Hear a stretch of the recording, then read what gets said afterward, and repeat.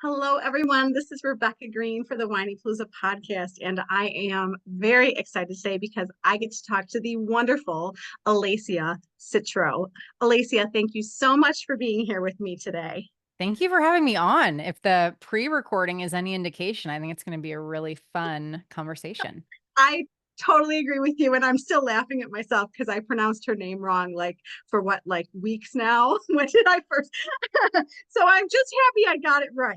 And I want to tell you a little bit about Alessia because she is quite the lady. She has a lot to offer us. So let me tell you about her. She is a certified life coach, serial entrepreneur, and author of the highly anticipated book, Higher Self Habits, the scientific, strategic, and spiritual framework. Are you ready for this? To get out of your own way for good. I'm like, that is the best title ever.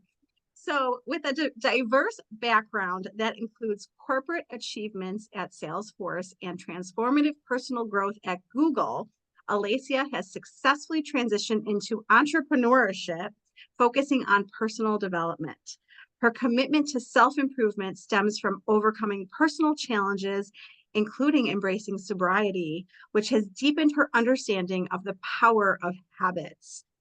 Wow, I have so many questions for her. I was like, let's jump in because selfishly, I want the answers. So I want to start with your book. First of all, it's the best title ever. And I want to Thank know you. what inspired you to write this and how your personal journey influenced the book. Well, as you were reading it, I'm like, oh, we got to get that bio updated because it's no longer anticipated. It's out. It's been out for a few months now and hit bestseller. So, so go grab it. Shameless plug. This is what they gave me. I'm so sorry.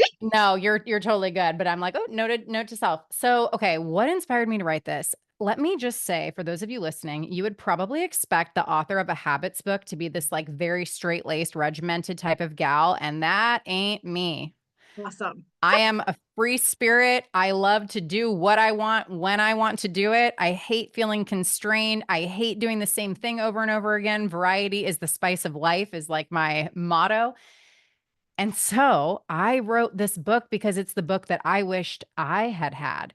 So if I go back a little bit in the story, the reason I came to become a student of habits is because it's the only thing that pulled me out of this hamster wheel of overwhelm that I had found myself on. I Mm. really had no foundational habits to speak of.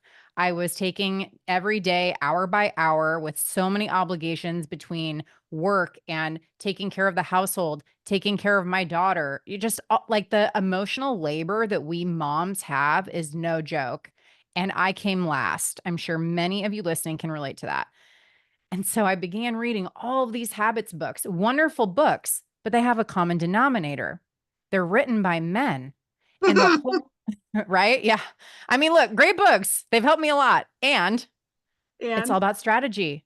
It's all about do this, rigid, repeat. mm, I that doesn't work for us for a number of reasons, which I'm sure we'll get into, but I'm like, we need to have a woman's perspective on this because the how-to only goes so far. I need to have a deeper meaning why, and I also need the permission for every day to look a little bit different because as women, as mothers, no 2 days are the same.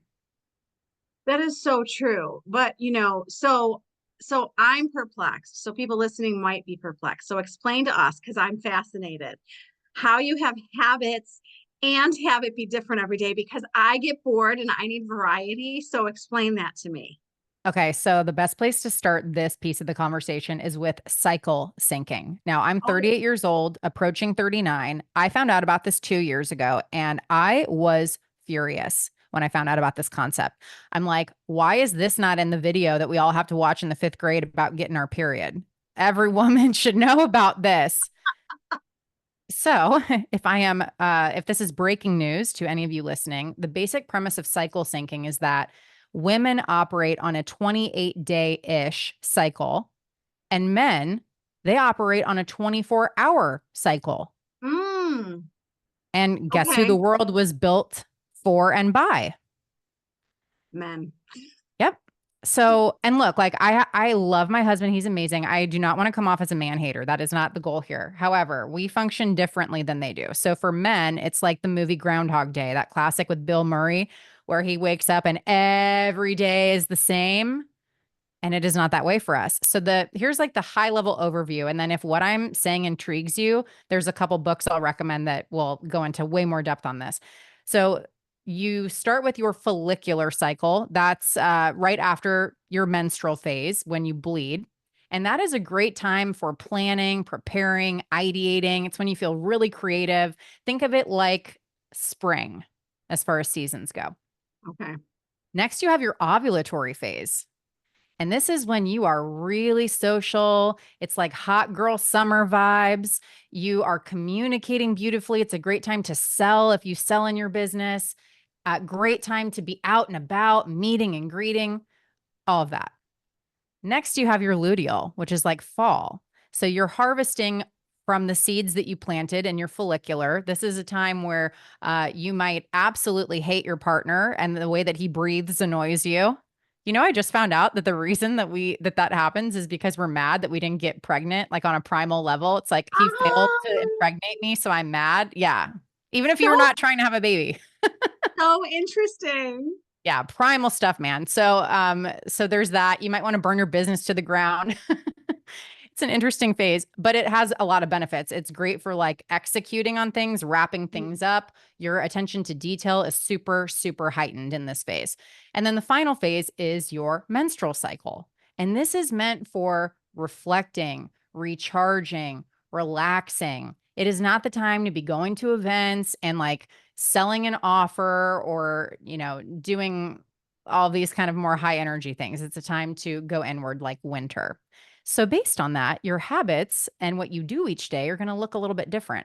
So, rather than like having let's use a morning routine, because everyone's big on a morning routine right now. I'm kind of anti in the traditional way, which I know you're like a habits girl's anti morning routine. I am in terms of it being the same thing every single day. And instead, what I advise my clients to do, and I talk about this in the book, is create a menu. What if, what if your morning routine got to feel like a buffet? Hmm. And based on what you feel like eating that day, you can pick what you want from the buffet or you can order what you want off the menu. So maybe every day you don't feel like journaling. You don't feel like meditating or visualizing or doing whatever it is you like to do in the morning. Have baseline habits that you do every single day, whether that's like drinking a hot cup of lemon water or something like that recharges you, but don't feel like you have to commit to this extremely rigid type of morning routine that is just no fun and doesn't work for us. And I tell people too, maybe some days your morning routine, because I've got an almost 6-year-old, maybe your morning routine is drinking your coffee in silence while it's still hot, because that is an act of self-care. And maybe Oh all you yeah. do, like you just drink it with the intention to receive throughout the day and in gratitude. Maybe that's your routine some days. I mean, I feel so understood already. I mean, I'm just like, you can just see all the tension is leaving my body. I mean, I don't want to do the same morning routine every day. And I want to have options and I want to drink my darn coffee hot. Oh my God. My mom, I don't know if she's ever had a cup of hot coffee until she was an empty nester. Like Yeah. that's a real thing.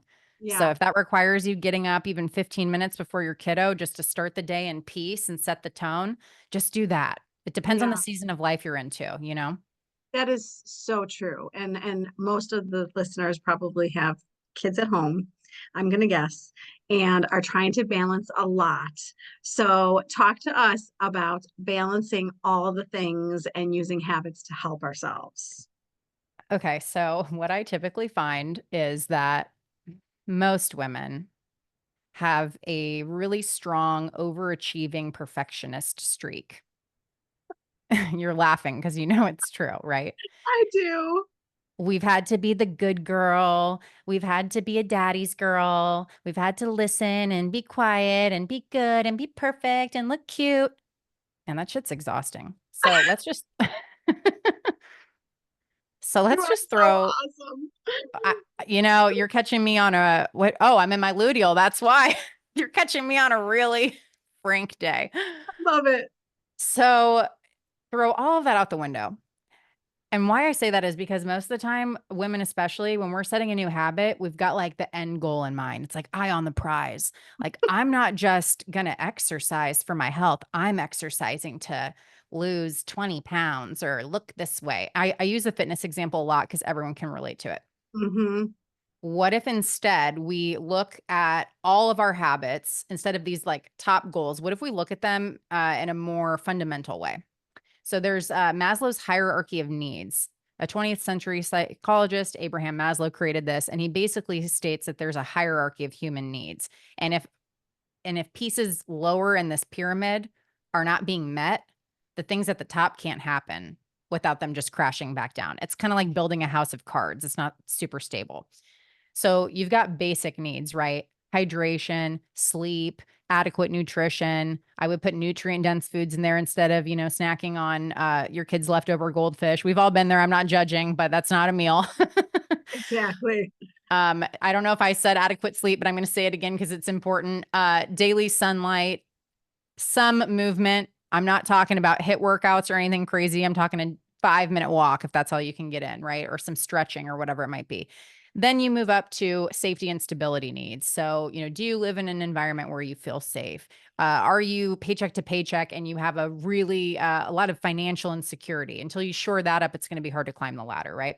Then next is love and connection needs. So this would be, relationships that really matter to you, your friendships, your partnerships, relationships with your children, your family, having those, knowing that you belong to a group. Next is self-esteem. So do you respect yourself? Do you feel generally capable of handling what life throws your way? Are you accomplishing things? That sort of thing. And then at the top of this hierarchy is self-actualization. This is when you are living full out in your potential, doing what you know you were designed to be doing. Now, most people, they get really excited about the top 2 levels on that pyramid and they neglect the stuff at the bottom because they're like, "Oh, that's so basic, it doesn't matter." And unfortunately, I learned this the hard way. This is why I had to write a book on it. Unfortunately, if you ignore the stuff on the bottom, the stuff on the top might happen, but it's going to be very temporary because, again, the house of cards comes falling down. So Mm, I am here to tell good you, explanation. Very good explanation of that. Yeah. I mean, right? So, like, I'm here to tell you, you might be in a season where what you need to focus on is not the big, sexy stuff that you think you want to do or should be doing. It's maybe drinking more water. It's No, it always comes down to water. I know, right? Because we're just complicated plants, right? I heard that and I could never unhear it. Drink I more have water, go never get some heard that. sunlight. Yeah. I have, okay, I'm going to remember that forever now. I will Yeah. tell you that if you went over my day, you would probably say, drink more water. That's what you would say to me. Well, and I'm jumping ahead a little bit, but here's what I advise all my clients, and I go into detail in this on the book, or you know what I'm trying to say. I need another cup of coffee. All y'all can relate. I am drinking from a Stanley, right? My emotional support water bottle, I jokingly call it, because why? It makes it easy to drink water because I have a Yes. straw. So with Yes. any habit you're having a hard time with, I invite you to ask WTF, not that one. Where's the friction? What is making it hard for me to do this? Oh, I'm writing that down. Yeah, you'll never forget that one. And a straw reduces the friction. Seems stupid. How much work is it to, unscrew a lid, but it's enough that you won't drink as much water. I love straws. I love ice and I love straw. Yep. And electrolytes or Yep. Glossy or whatever it is that you put in the water to make it even taste better. All of Yep. that, always to reduce the friction. Okay, so I will tell you, speaking from experience, that all of us have some negative habits. All of us are Oh, yeah. doing things that, aren't benefiting us. So, how do we tackle that and then replace with better habits? I love this question. And yeah, again, going back to the thing I said about the perfectionism, don't think that this is ever going to be perfect. I mean, yeah, I'm like the habit scroll now. I still struggle with this day in, day out. Like Yeah, last night, I woke up in a scroll hole at 11 p.m. I tell people all the time how to avoid doing that, and yet I did it. So it's never going to be perfect. Okay. Give right. yourself grace. That's true. The first thing I tell people is actually focus on creating a habit before you take one away, because that's going to build momentum and confidence in your ability to do this. So that's the first thing. The second thing is everything is a behavior design problem. It's not a you problem. So here's what I mean by that. our willpower, people always put so much pressure on themselves to be motivated and have the willpower.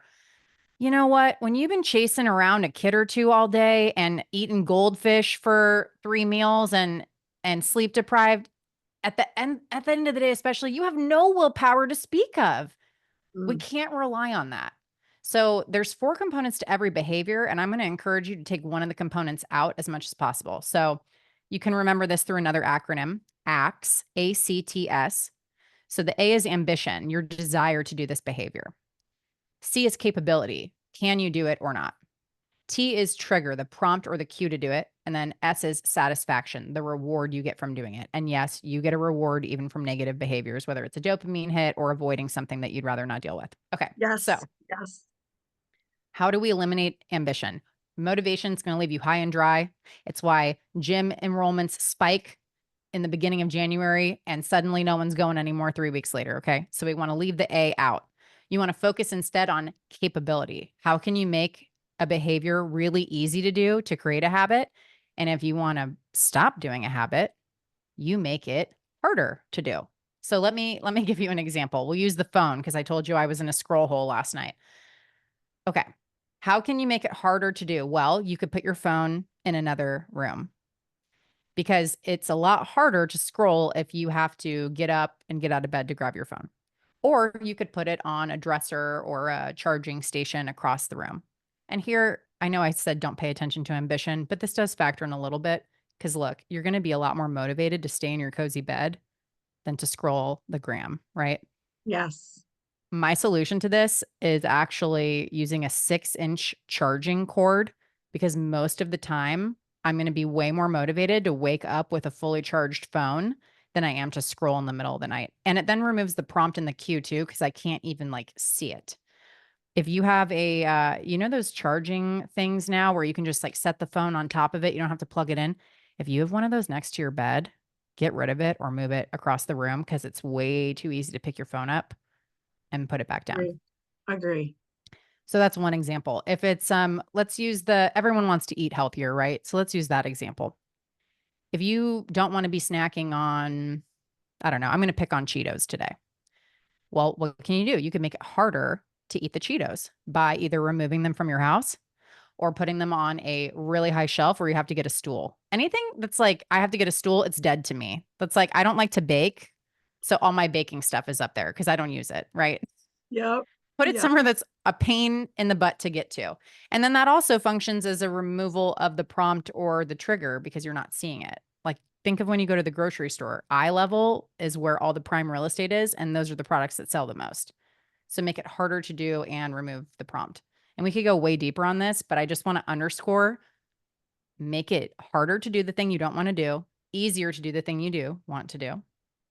And then add a trigger or prompt if you want to do it, remove the trigger or the prompt if you don't. Well, and my husband says to me all the time, well, just don't buy it. The kids don't need it either.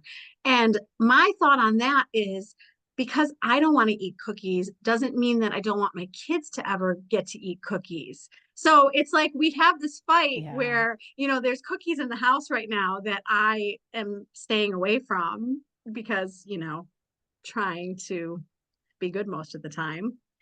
But my But point it's is, testing your willpower. yes, yes. It's like he always says, just don't buy it. And I'm like, well, just because I don't want to eat the cookies doesn't mean the kids can't have a cookie. So I hear you and I struggle with this. I definitely struggle with this. I have one other thing that may or may not be helpful, but it could be putting it somewhere you don't go, but that the kids go. Because if it's out of sight, out of mind, that will help.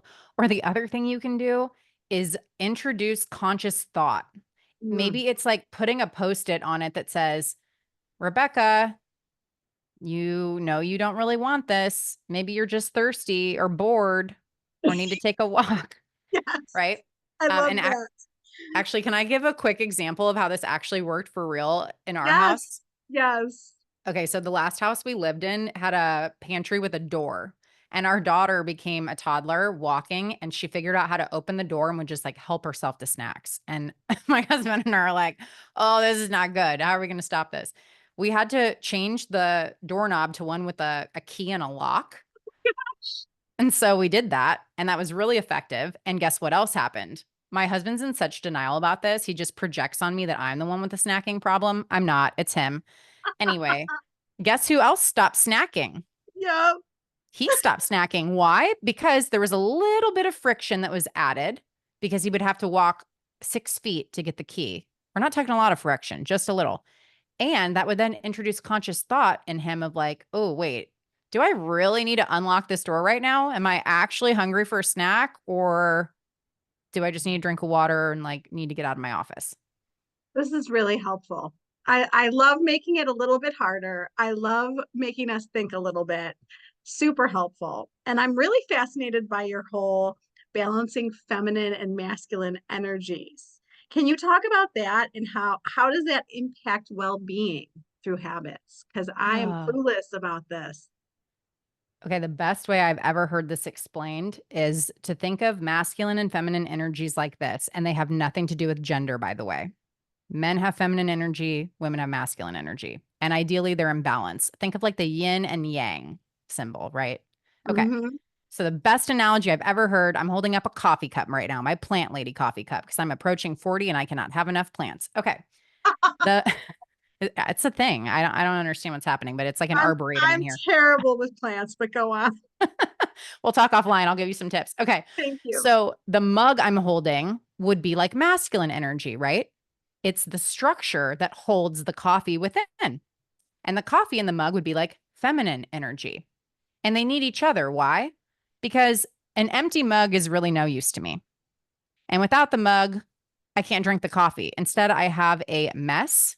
It's all over my desk. It's ruining it. It's frying my computer. I stained my carpet, ruined my clothes. Chaos. That is the extreme of feminine energy without any masculine to counter it. It's chaos. And masculine energy on its own is rigid structure, boring, boring, boring. So So how the interesting. right? So how these play out, I would argue most women in Western culture, specifically here in the US, we are very much in our masculine.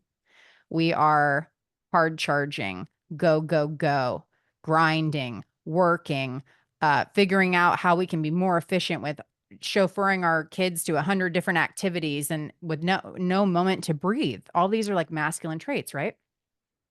The feminine is flow. It's taking time and creating space to relax, reflect, to receive instead of give. How many of you listening are giving, giving, giving, giving? When's the last time you received? In fact, actually, this just dropped in. I don't know why I'm going to say this, but I'm going to. I think that's the main reason that most women can't have an orgasm. They can't receive. They're too in giving mode. Yeah. Yeah. I mean, really? I've never thought about that ever. Yeah, we went there. So So, this is an invitation to receive more and to create space. Because right now, you're probably doing everything for other people and you're doing nothing for you. well, and here I thought, thinking about it, that all of my giving was feminine. And as you're explaining it, I didn't realize how much masculine energy I have all day long. All day long. Yep. We all do. Until you Okay. like wake up and you're like, whoa, this is out of balance and I'm burned out. My adrenals are fried. I'm chronically tired. I have autoimmune diseases, whatever it might be. That's all because we're pushing ourselves too hard and not taking enough time to rest. Oh, we all needed to hear that. Did everybody hear that? More resting, more feminine energy. I heard you. I'm taking it all in. And I really want to know, what are our misconceptions about habits? Oh gosh, that you are going to be bored out of your skull. You're not going to be able to do anything fun. You're going to be a prude or a square. You're not, Yes. Yes. no one's going to want to hang out with you. No, it honestly, it's interesting. I mean, if you create, again, these baseline habits and make them micro, right? If you create these baseline habits, it actually frees up a lot of mental energy for you to be, do, and have more of the things you deeply desire. And it frees up a lot of time for you to focus on the stuff that you're actually interested in versus feeling like you're playing whack-a-mole. Yes. Yes. Because I was going to ask you how it influences relationships. So it sounds like it's going to give us more time for the relationships. Absolutely. And like, here's the thing too. I mean, we women tend to always put ourselves last. And you can't, this is cliche, but it's cliche because it's true. You can't pour from an empty cup. The best thing you can do for your relationships with your children, with your partner, with your parents, with your friends is to do something, ideally first thing in the morning, that fills your cup, because that will radiate through all your interactions throughout the rest of the day. You're not going to be short with your partner. You're not going to be impatient and screaming at your kids trying to get out the door, right? The days when I do that, because I do that, it's always because I did not fill my own cup that morning.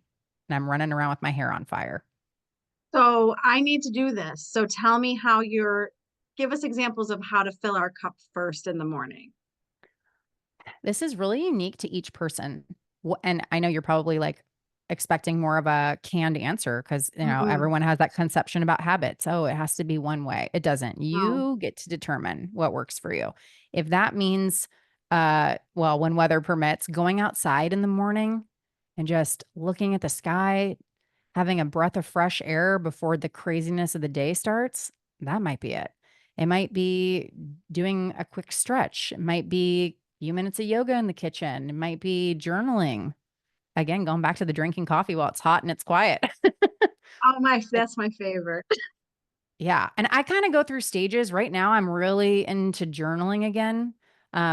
I also love listening to, like, a really short meditation or visualization, and when I'm talking meditation, I'm not talking about, like, monks that are transcending space and time. No, no, no, no, no. Just listen to something that energizes you and makes you feel good, and what I would suggest is finding maybe, like, 5 of them you can rotate through that you have saved so that you can find them quickly. We want to eliminate any type of friction or thinking so that you can just get into the zone in the morning. Such good advice.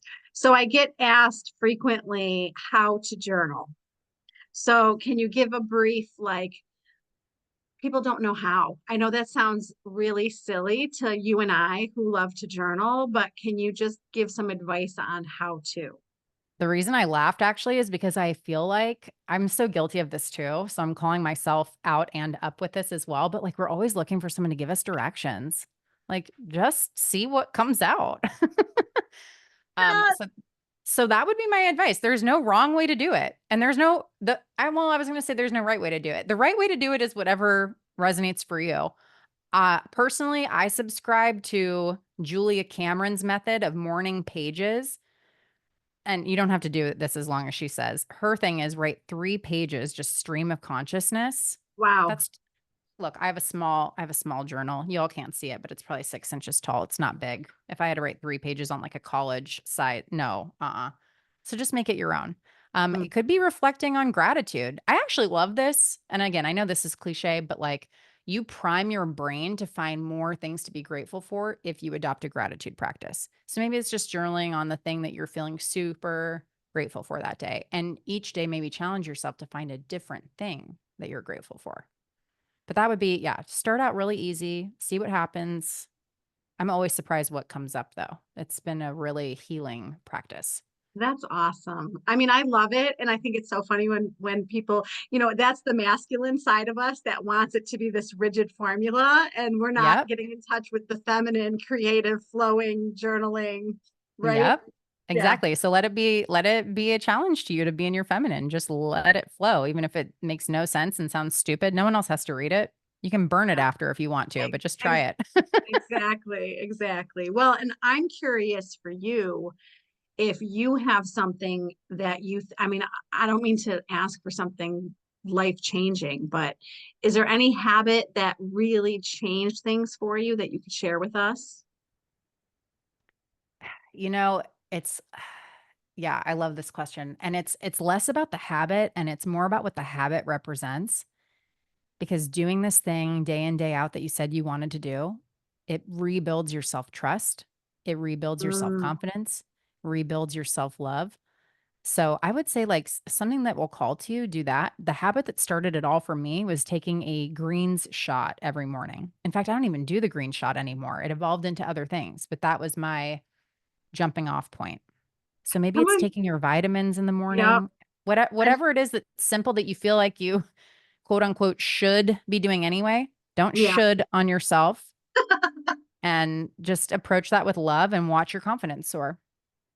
Yeah, I never thought about habits that way. It is self-care, it is self-love. I have so many misconceptions about habits. You're We all breaking it, do. right? You're breaking it for me. Well, and there's a science behind a habit. Okay. So you Yes. talk about the science behind it. Can you explain that to us so that we like them even more? Oh, yeah. Okay. So the biggest thing with forming a habit is you have to make it satisfying. So, how do you make it satisfying? You hack the reward center of your brain. So, the same reward center of your brain that has you addicted to Instagram, it can actually work to your benefit as well. So, and actually, if you all read my book and you enjoy it and you want to go deeper on habit design, Tiny Habits by Dr. BJ Fogg is an incredible book that details this like deeply, deeply, deeply detailed. Okay. So, one of the things he says in that book, he says this is the most important thing to learn in the entire book is to celebrate every time you do a new habit. And so again, we're overachieving perfectionists as girlies, right? So we're like, oh, why should I celebrate something I should be doing anyway? It's insignificant. Okay, no, celebrate it. And what do I mean by that? When you remember to do this new habit, as you are doing it or immediately, like milliseconds after you complete it, do a little celebration that's something like imagine if you roll up a piece of paper and you throw it into the trash can and you sink it. What does that little celebration look like, right? It's like, oh, yeah, I did it. Like something that makes you feel good. And the reason to do that is it will wire it into your brain that it was pleasurable. You get the dopamine hit. And then your brain's like, ooh, that felt really good. What was I just doing? And it encodes it. You can also, bonus points to do this, mentally rehearse doing it. So if you close your eyes and you visualize this new habit you want to create, doing it 7 to 10 times, and each time in your mind's eye celebrating, your brain can't tell the difference between a real or imagined experience. And that will also help to hardwire it much, much faster. Wow. Wow. So I didn't know I was doing this right, but I'm really focusing on weight training. And so I did 40 minutes this morning and I like am feeling stronger. And I was like, yes, you did it. Like I was like so proud of myself, but I didn't Yeah. know that was actually something that I should be doing. Yeah. I was even thinking about it. Like, if going to the gym is a hard thing, like the moment you like get in the car, celebrate. When you walk in the door, celebrate. No, this doesn't have to be an external thing where people are like, who's that weirdo? Like, and also who cares if they think that, but it's an internal thing. So out through your workout, like celebrate, celebrate, celebrate until you are sick of celebrating. I love that advice because we celebrate our kids. We're really good. I tell moms we're really good at celebrating our kids. They get a good grade or they're excited to tell us something about school. And we're like, yes, you made the team. And we like jump up and down for them. But we never really do that for ourselves. No, no, we're like conditioned to think it's indulgent or frivolous or something. I don't Mm, know. It's like once you become a mother, you need to be like a martyr and like sacrifice yourself. And I'm here to tell you you don't. So yeah, it's a mindset shift too, for sure. for sure. And, I don't mean to bring up a very heavy topic, but, you got sober. And I don't want to end this podcast without talking about it. Can you talk Yeah. about your journey and how that has helped your growth? And I mean, that's huge. The only thing I can compare it to is a cheat code, and my life has gotten immeasurably better. One thing that you all should know about me, I actually had a 7-figure online wine business that blew up like during COVID. I mean, it just went bonkers because everyone was home and wanting to drink, Everybody was right? home drinking. And I probably always had questionable drinking behavior dating back to like high school and college, but like especially college. But like being home, I was in California, so like you literally couldn't leave your house for a year. Being home with like nothing else to do besides drinking, and I had so much wine in my house because I sold it online. I just woke up one day after a few nudges from my higher self that it might not be in my best interest to continue anymore, and I finally was like, I've had enough. I can't do this anymore. Like, I'm like, what kind of cycle am I starting with my daughter? I don't have anyone in my family that has alcohol use disorder. I would have been the first. I want to be a cycle breaker, not a cycle starter. Right. Right. And Yes. so it was just a decision I made one day. I then went back, tried to moderate and was like, oh, wait, no, I can't moderate anything. So I'm done for good. But yeah, it's been 552 days, I think, since my last drop to drink, and I would never go back. If you're listening to this and you're buying into the mommy wine culture stuff, I'm here to tell you parenting is so much easier without the booze. Well, and I think that there are people listening who are struggling with that and probably want to drink right now. So, what do you have to say to them? I think that I might be a bit unique in that I've still never gone to a meeting. I just made up my mind and did it one day. I don't think that I was chemically addicted. I think it was more of like a process behavioral addiction. And what I mean by that is like the clock strikes 5 and it's like, okay, time for wine.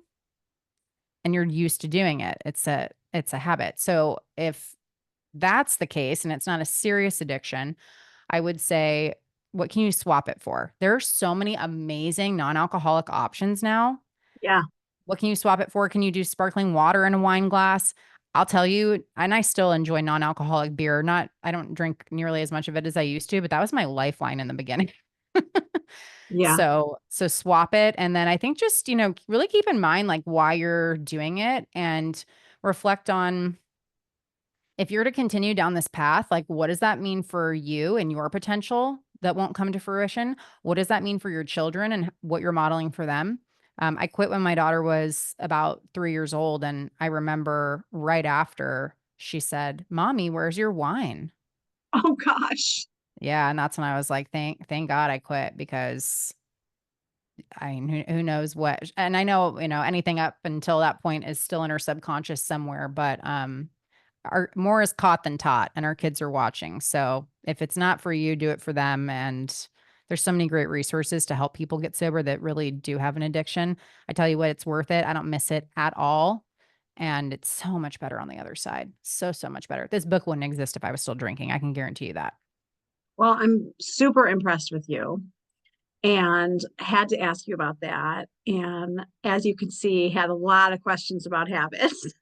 Oh, this was one of my favorite interviews, maybe my Oh, favorite. Don't tell anybody that my oh my the gosh, show that I've been makes on. me It was so happy. yeah, it was Well, so you're fun. fun. You have such a fun vibe. I want you to know that. You're so easy to talk to. And tell me, is there anything I didn't ask you that you think is important to share?